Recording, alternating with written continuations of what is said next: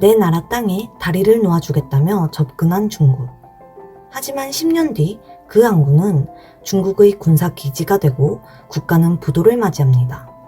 겉으로는 경제 협력이라 포장했지만 실상은 국가의 미래를 담보로 잡는 경제적 종속. 중국의 1대1로가 어떻게 동맹국을 파멸시켰는지 그 실체를 파헤쳐 보려고 합니다. 우선 중국의 1대1로가 무엇인지부터 보겠습니다. 과거에 동양과 서양을 이어준 무역로를 실크로드라고 합니다. 1대1로는 이 실크로드의 부활을 꿈꾸는 프로젝트입니다.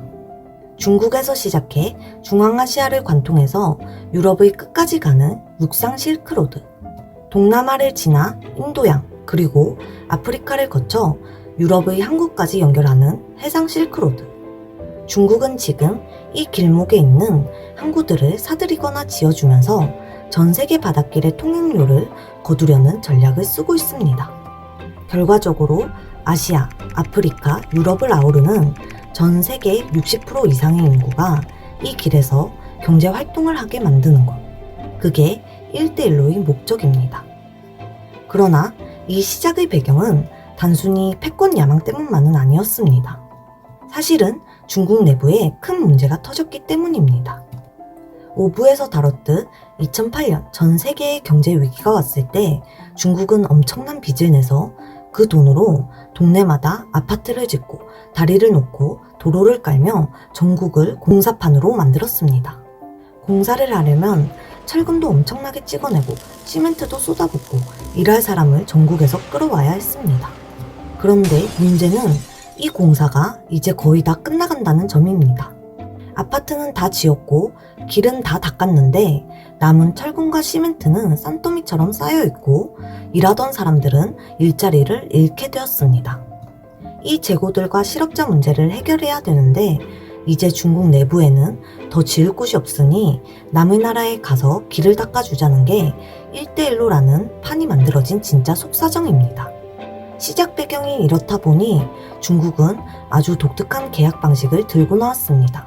그냥 돈만 빌려주는 것이 아니라 무조건 이자를 붙여 갚아야 되는 빚이고 만약 돈을 제때 갚지 못하면 중국은 담보를 요구합니다. 그리고 계약서의 핵심 조건들을 철저히 비밀에 붙입니다. 계약서에 비밀 유지 조항을 넣어 상세한 대출 조건이나 담보 내역을 자국 국민들은 물론이고 의회에서조차 공개하지 못하게 만드는 겁니다. 내 나라 땅에 공사를 하는데 정작 국민은 무슨 조건으로 돈을 빌렸는지 나중에 무엇을 뺏길지 알 수 없는 깜깜이 계약인 겁니다. 그리고 중국은 세계은행이나 IMF보다 훨씬 높은 상업적 금리를 적용합니다. 처음부터 갚기 힘든 구조를 짜놓고 시설에서 나오는 모든 수익을 중국이 관리하는 별도 계좌로 먼저 입금하도록 합니다. 항구의 통행료, 관련 세금, 심지어 미래의 수익까지 전부 중국의 통제하에 들어가는 겁니다. 국가의 경제적 혈관인 수입원을 중국이 먼저 빨아가는 구조를 만들어 놨으니 그 나라 정부는 자기 땅에서 돈을 벌고도 정작 국가 운영비가 부족해지는 어처구니 없는 상황에 빠지게 된 겁니다. 결국 겉으로는 경제 협력이라 포장했지만 실상은 국가의 미래와 주권까지 담보로 잡히는 경제적 종속인 셈입니다. 그리고 공사는 반드시 중국 기업이 한다는 조건을 붙였습니다. 처음에는 그 나라 정부를 향해 국민들의 일자리를 만들어주겠다고 유혹했지만 막상 뚜껑을 열어보니 공사 현장에 중국인 노동자들을 비행기로 실어오고 철근 하나, 시멘트 하나까지 전부 중국에서 가져왔습니다. 정작 그 나라 국민들은 일자리를 얻기는커녕 구경만 해야 하는 상황이 벌어진 것입니다. 그 대표적인 사례가 바로 스리랑카입니다. 스리랑카는 제2의 두바이를 꿈꾸며 중국의 막대한 자금을 빌려 한반토타 항구를 지었습니다. 하지만 이용하는 선박이 없어 항구는 금세 유령 항구가 되었고 결국 빚을 갚지 못한 스리랑카는 2017년 항구 운영권을 중국한테 99년간 임대해 주기로 했습니다.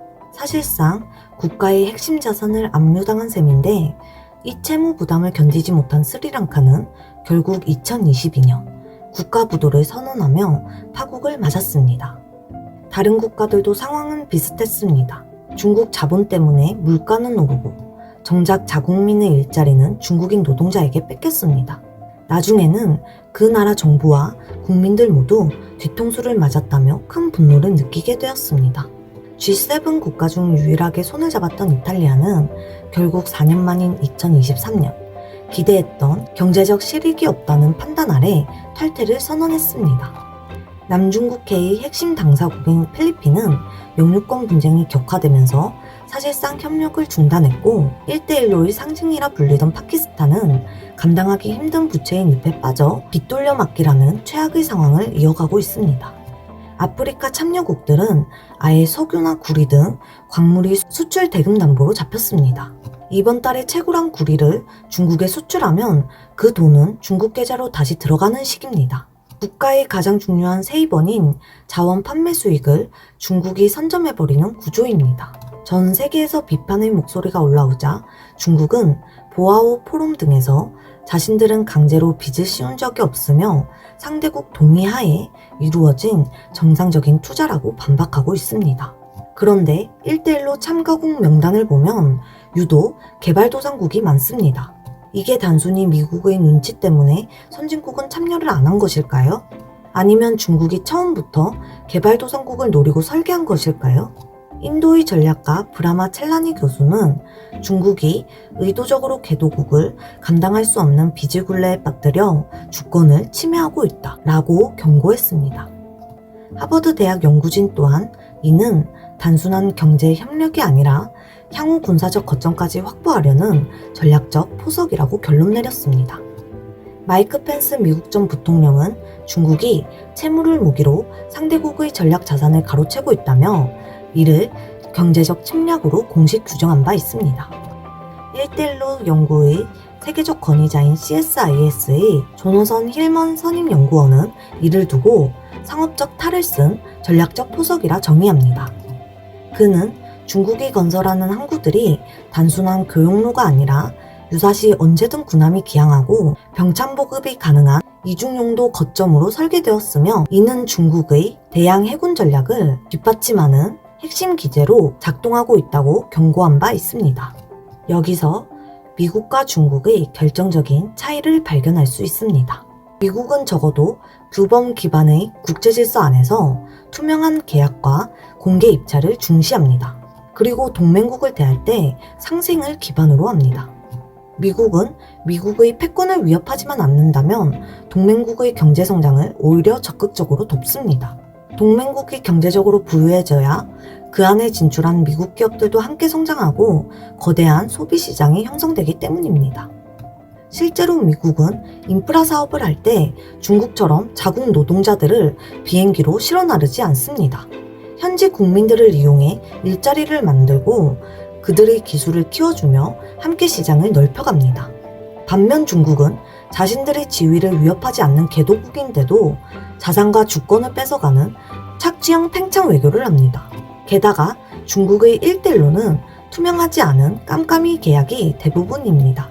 계약 조건조차 공개되지 않는 경우가 많으니 상대국은 함정에 빠졌다는 사실조차 뒤늦게 깨닫게 됩니다. 그런데 이런 판세 속에서 1대1로의 또 다른 거대한 파트너, 러시아는 과연 예외일까요? 이 질문에 대한 답은 러우 전쟁 편에서 이어집니다.